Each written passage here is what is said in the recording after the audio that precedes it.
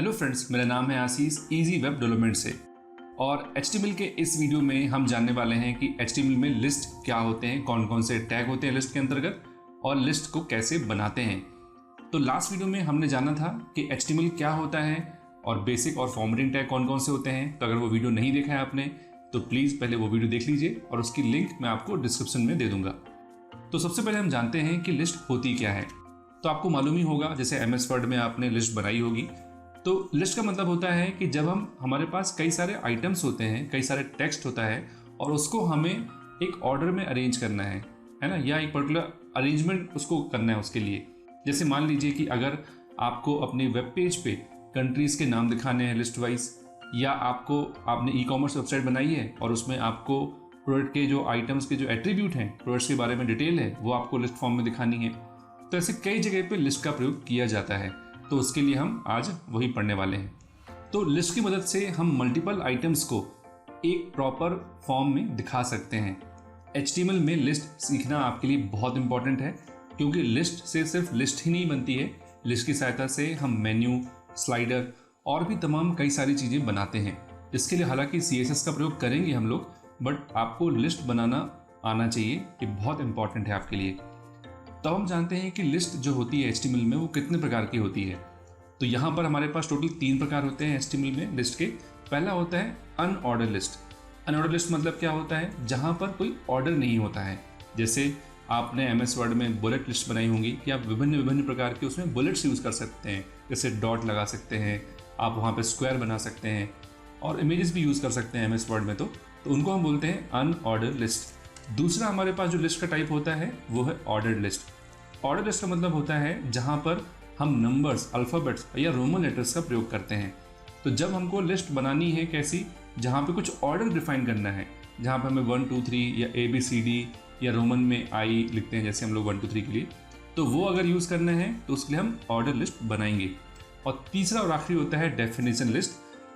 हालांकि इसका यूज़ कम होता है बट सीख लेना अच्छा रहता है। तो डेफिनेशन लिस्ट मतलब क्या होता है, जहाँ पर आपको डेफिनेशंस की लिस्ट बनानी हो, जहाँ पर पहले आप डेफिनेशन किसके बारे में लिख रहे हैं, आप वो वर्ड लिखोगे और उसके बारे में उसका डिस्क्रिप्शन लिखोगे।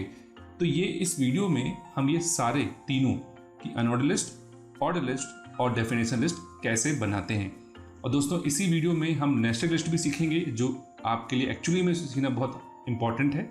तो चलिए मैं आपको बताता हूँ कि किस तरीके से ये सारी लिस्ट को वेब पेज पर बनाते हैं और कौन कौन से टैग इसके लिए यूज़ किए जाते हैं। सबसे पहले हम देखते हैं कि अनऑर्डर्ड लिस्ट कैसे बनाते हैं। तो अनऑर्डर्ड लिस्ट मतलब बुलेट्स, ठीक है। तो इसके लिए हम क्या लिखेंगे, इसका शॉर्ट फॉर्म जो कि UL है, और जो लिस्ट कहाँ से कहाँ तक होगी हम वो UL से बताएंगे। तो हमने यहाँ लिखा, ये पेयर टैग होते हैं, तो UL स्टार्ट होगी लिस्ट और यहाँ पर ख़त्म होगी। अब इसके अंदर जो आइटम्स होंगे वो हम लिस्ट आइटम से डिनोट करेंगे। फॉर एग्जाम्पल, जैसे मैं यहाँ पे शॉपिंग लिस्ट क्रिएट कर रहा हूँ, जो मुझे सपोज़ बाज़ार से, मार्केट से कुछ खरीद के लाना है, तो उसकी एक लिस्ट बनाते हैं हम यहाँ पे। तो जैसे मैंने यहाँ पे लिखा मिल्क। इसी तरीके से आपको जो भी लिस्ट यहाँ पे बनानी है, जो भी आइटम्स आपको यहाँ पे लिखने हैं, वो आप यहाँ पे डिफाइन कर सकते हो, ठीक है। ऐसे हम यहाँ पे LI को ओपन करेंगे और क्लोज करेंगे, और इसके बीच में हम क्या लिखेंगे, आइटम्स लिखेंगे। तो मैंने इसको यहाँ पे अभी सिंपल LI ओपन और क्लोज कर दिया और इसको कॉपी कर लिया, जिससे बार बार हमें टाइप ना करना पड़े, ठीक है। तो आपको समझ में आ गया होगा किस तरीके से हम इसको क्रिएट करेंगे। अब इसके बाद हमने यहाँ पे इसको सेव कर देंगे फाइल को, और सेव करने के बाद हमने यहाँ पे पेज को ऑलरेडी ओपन करके रखा हुआ है। यहाँ हम रिफ्रेश करेंगे तो आप देखोगे कि यहाँ पे एक लिस्ट बन चुकी है। और ये जो लिस्ट है ये किस टाइप की लिस्ट है, अनऑर्डर्ड लिस्ट, क्योंकि यहाँ पे कोई ऑर्डर नहीं है, यहाँ पे हमने बुलेट्स का यूज़ किया है। अब हम देखते हैं, जैसे मान लीजिए अगर इसी लिस्ट को, जो सेकंड है हमारी ऑर्डर लिस्ट है, अगर हमें ऐसा बनाना है तो हम सिंपल इसी को भी कॉपी पेस्ट करते हैं। और जैसे कि हम मालूम है कि यहाँ पे अनऑर्डर लिस्ट के लिए हमने लिखा था UL, तो वहीं ऑर्डर लिस्ट के लिए हम लिखेंगे यहाँ पे OL। तो यहाँ पे मैंने O लिख दिया, ये हो गया ऑर्डर लिस्ट। और इसको हम यहाँ पे रिफ्रेश करेंगे तो आप देखोगे कि यहाँ पे जो हमारी लिस्ट है वो यहाँ पे नंबर्ड वाली बन गई, जिसको कि हम ऑर्डर लिस्ट बोल सकते हैं। और ऑर्डर लिस्ट इसलिए बोलते हैं क्योंकि यहाँ पे जो भी आइटम्स हैं वो एक पर्टिकुलर ऑर्डर उनके लिए डिफाइन किया गया है, ठीक है। अब ये तो हो गई हमारी बेसिक लिस्ट। अब इसी में बहुत सारी चीज़ें एडवांस्ड होती हैं, तो वो मैं एक एक करके आपको बताऊंगा। जैसा मैंने आपको लास्ट वीडियो में बताया था कि हम जो भी टैग लिखते हैं उन टैग में हम एट्रीब्यूट्स भी डिफाइन कर सकते हैं। जैसे फॉन्ट में हमने यहाँ पे एट्रीब्यूट्स डिफाइन किए थे 3, वैसे ही अभी आप देखेंगे कि जो लिस्ट है, जो अनऑर्डर्ड लिस्ट है, उसका जो डिफ़ॉल्ट बिहेवियर है कि किस टाइप की बुलेट आ रही हैं। अब अगर हमें ये बुलेट्स चेंज करनी है या अगर हमें नंबर की जगह कुछ और चाहिए है तो हम क्या करेंगे। तो आप देखेंगे कि यहाँ पे हम यूएल के आगे अगर हम लिखते हैं यूएल टाइप इक्वल टू और हम यहाँ लिख देते हैं डिस्क। अब मैं यहाँ रिफ्रेश करता हूँ तो आप देखिए कोई भी चेंज नहीं हुआ है क्योंकि डिस्क ही बनी हुई थी पहले। अगर मैं डिस्क की जगह लिखता हूँ सर्किल और फिर रिफ्रेश करता हूँ तो आप देखेंगे कि जो हमारी जो लिस्ट है उसमें डिस्क की जगह सर्किल आ गया। और तीसरा होता है यहाँ पे स्क्वायर, और इसको हम रिफ्रेश करेंगे तो आप देखेंगे यहाँ पे स्क्वायर आ गया है। ठीक है, तो इस तरीके से यहाँ पे हम 3 चीज़ें लिख सकते हैं, आपको याद रखना है। मैं यहाँ पे एक बार एक चीज़ बता दूँ मैं यहाँ पे कि अगर मान लीजिए मैं चाहता हूँ कि कुछ कंटेंट जो मैंने यहाँ वेब पेज पे लिखा है और वो मुझे यहाँ पे डिस्प्ले नहीं कराना है, वो कैसे करेंगे। तो उसके लिए हम यहाँ पे HTML में हमारे पास कमेंट्स होते हैं और कमेंट्स इस तरीके से लिखते हैं। ठीक है, और यहाँ पे हमने एक्सक्लेमेशन मार्क लगाया है, 2 हाइफन लगाए हैं और फिर इनके बीच में हम जो भी लिखेंगे वो वेब पेज पे डिस्प्ले नहीं होगा। तो ये हमारा मिसलेनियस टैग के अंतर्गत भी आता है। तो जैसे मैंने लिख दिया आपको समझने के लिए कि यहाँ पे डिस्क और सर्किल और स्क्वायर, तो हम यहाँ पे टाइप में 3 चीज़ें लिख सकते हैं। ठीक है, आप देखो रिफ्रेश मैं कर रहा हूँ तो यहाँ पे ये जो चीज़ लिखी है मैंने, इसको हम कमेंट्स बोलते हैं।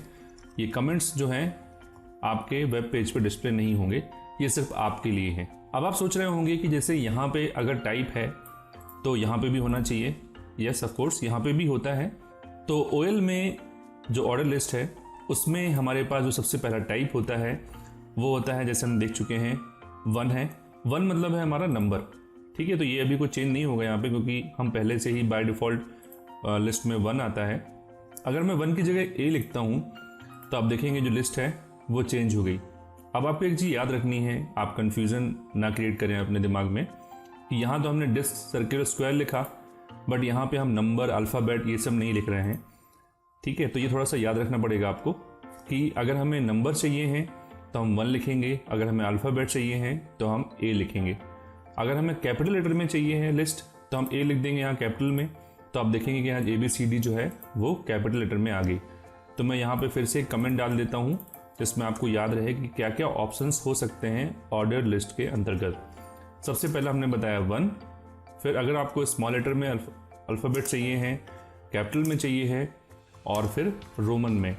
तो मैं यहाँ पे एक बार आपको रोमन में दिखाता हूँ, मैंने I लिखा। आप देखेंगे यहाँ पे रोमन लेटर आ गए और यहाँ पे मैं कैपिटल I लिखूँगा तो यहाँ पे कैपिटल रोमन आ गए।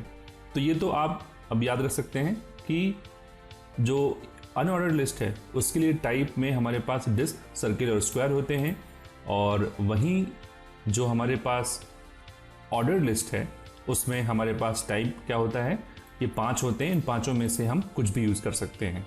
एक और इम्पॉर्टेंट चीज़, जैसे मैं इसको भी 1 कर देता हूँ, आप 1 नहीं लिखेंगे तो भी चलेगा क्योंकि यहाँ पे बाय डिफ़ॉल्ट जो ऑर्डर लिस्ट का जो टाइप है वो न्यूमेरिक ही होता है। ऑर्डर लिस्ट में एक और एट्रीब्यूट होता है, कई बार हमारी रिक्वायरमेंट होती है कि हमारी जो लिस्ट है वो 1 से स्टार्ट ना हो या कहीं और से स्टार्ट हो। सपोज मैं स्टार्ट करना चाहता हूँ 101 से, तो एक और एट्रीब्यूट जो होता है वो होता है स्टार्ट। और यहाँ पे स्टार्ट में हम एक वैल्यू लिख सकते हैं। सपोज मैंने दिया 101, तो जो हमारी लिस्ट है वो 101 से स्टार्ट हो जाएगी। आप 10 से स्टार्ट करना चाहते हैं, आप 11 से स्टार्ट करना चाहते हैं, जो भी वैल्यू आप जहाँ से स्टार्ट करना चाहते हैं लिस्ट को, वो वैल्यू आप यहाँ पे लिख देते हैं। अब यहाँ पे थोड़ी एक और चीज़ हो सकता है आपको कन्फ्यूज़न हो, पर मैंने सपोज यहाँ पे A लिखा और हमने स्टार्ट लिखा है 11, तो देखिए क्या होता है।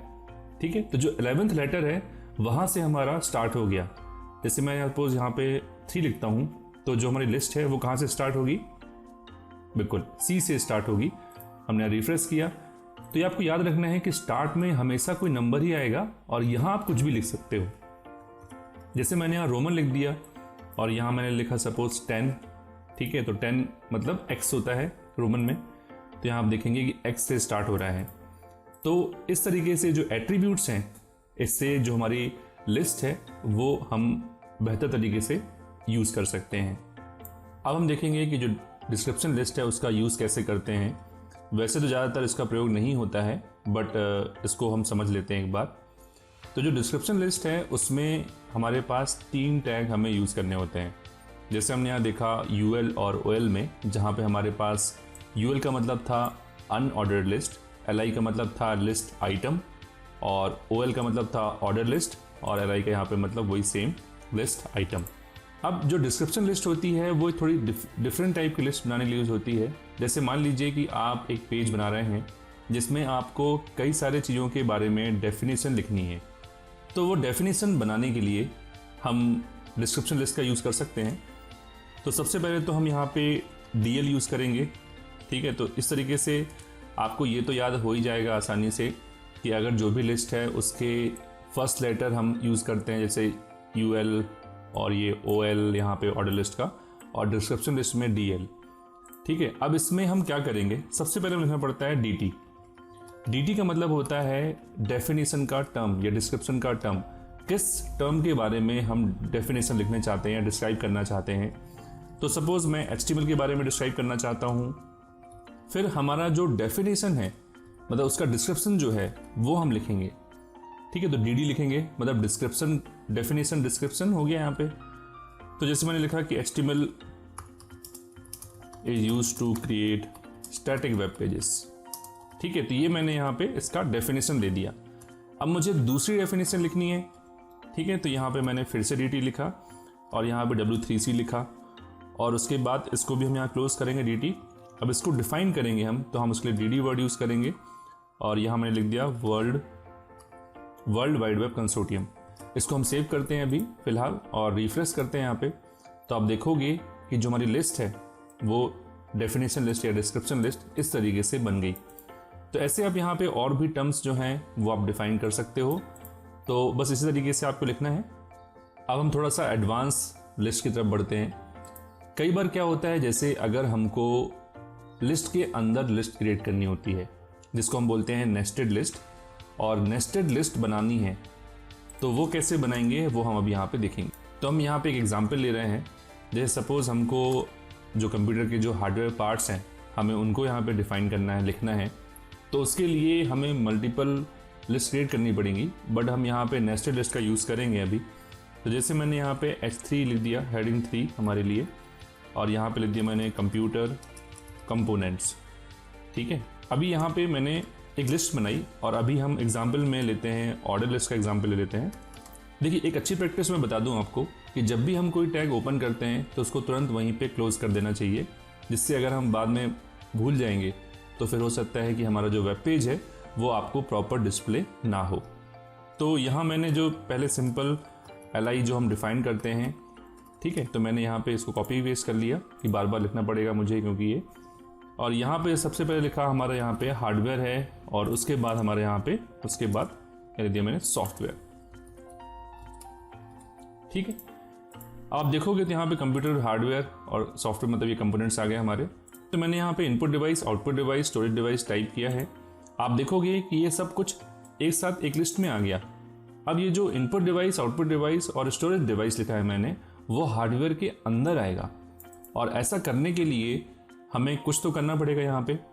तो यहीं पे नेस्टेड लिस्ट का कॉन्सेप्ट आता है कि जब किसी लिस्ट के अंदर हमें एक और लिस्ट क्रिएट करनी है, ठीक है। तो सबसे पहले एक चीज़ आपको ध्यान रखना है, आप देख रहे होंगे कि मैं प्रॉपर यहाँ पे टैब दे रहा हूँ, मतलब कोड का जो इंडेंटेशन है वो कर रहा हूँ, जिससे मुझे समझ में आता है कि ये चीज़ जो LI लिखी है वो इसके अंदर लिखी है, मतलब जो आइटम्स हैं ये सारे इसके अंदर हैं।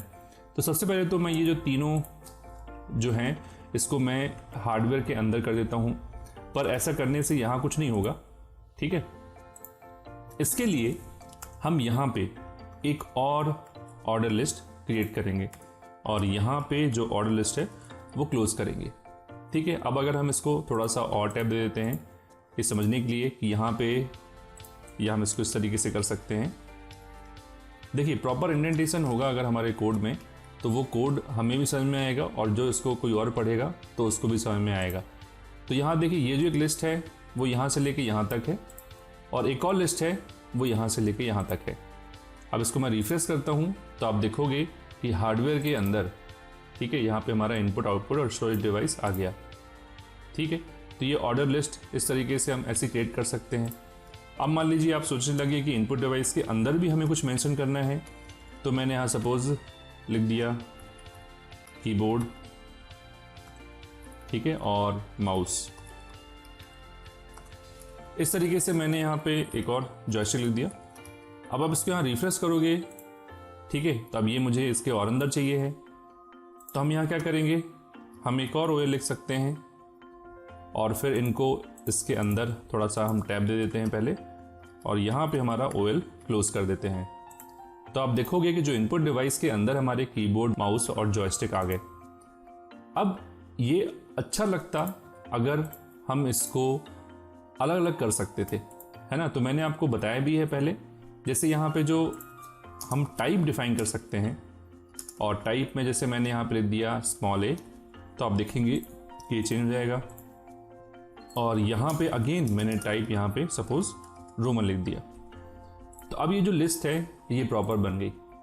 ठीक, तो इस तरीके से जो नेस्टेड लिस्ट है हम बना सकते हैं।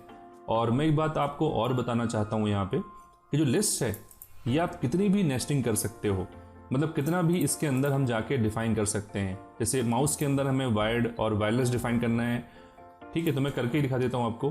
थोड़ा कॉम्प्लिकेटेड हो रहा है बट आप यहाँ पे इस वीडियो को पॉज करके पहले इतना चला के देख लें और उसके बाद जो मैं आपको बता रहा हूँ वो कंटिन्यू कर सकते हो आप। तो मैंने यहाँ पे एक और ओएल लिखा और लिस्ट आइटम में जैसे यहाँ मैंने लिख दिया वायर्ड और दूसरा हमारा यहाँ पे माउस का टाइप जो है वो है वायरलेस। ठीक है, अब यहाँ पे भी आप चाहें तो टाइप डिफाइन कर सकते हैं और यहाँ पे मैंने सपोज लिख दिया इस बार कैपिटल ए, तो यहाँ पे कैपिटल ए आ जाएंगे। ठीक है, अब एक और बात कि ऐसा जरूरी नहीं है कि ऑर्डर लिस्ट के अंदर ऑर्डर लिस्ट ही लिखें, आप ओएल के अंदर यूएल भी डिफाइन कर सकते हैं और मैं आपको यहाँ पे करके दिखा देता हूँ। जैसे जो हमारा ये वायर्ड और वायरलेस हमने लिखा है, इसमें बेहतर ये होगा कि हम यहाँ पे अगर यूएल लिखें, तो हमने यहाँ पे यूएल डिफाइन किया और यहाँ पे क्लोज भी इसको हम यूएल में कर देंगे। अब हम इसको रिफ्रेश करेंगे, अभी थोड़ा सा बेहतर लग रहा है। तो ऑर्डर लिस्ट और अनऑर्डर लिस्ट को हम कंबाइन करके नेस्टेड लिस्ट अपनी क्रिएट कर सकते हैं। तो मुझे उम्मीद है कि आपको ये सारी चीज़ समझ में आ गई होंगी जो मैंने आपको बताई हैं। और दोस्तों, आपकी हेल्प के लिए, आपको और अच्छे सिखाने के लिए हमने टेलीग्राम पर एक अपना ग्रुप बनाया है इजी वेब डेवलपमेंट का, जिसके लिए मैंने यहाँ पर QR कोड और उसकी लिंक दे दी है। तो प्लीज़ आप इस ग्रुप को ज्वाइन करिए। अगर आपके कोई भी मन में सवाल होते हैं जो भी हम यहाँ वीडियो बना रहे हैं, तो आप वो सवाल सारे आप उस ग्रुप में पूछ सकते हैं। थैंक यू ये वीडियो देखने के लिए। अगर आपको वीडियो पसंद आया है तो प्लीज़ इसको लाइक करिए, अपने दोस्तों के साथ शेयर कीजिए जो वेबसाइट डिजाइनिंग सीखना चाहते हैं, और कमेंट करिए अगर आपको कोई डाउट है या आप चाहते हैं कि मैं और कौन से वीडियो बनाऊं। तो अगली वीडियो मिलेंगे, जब तक के लिए थैंक यू।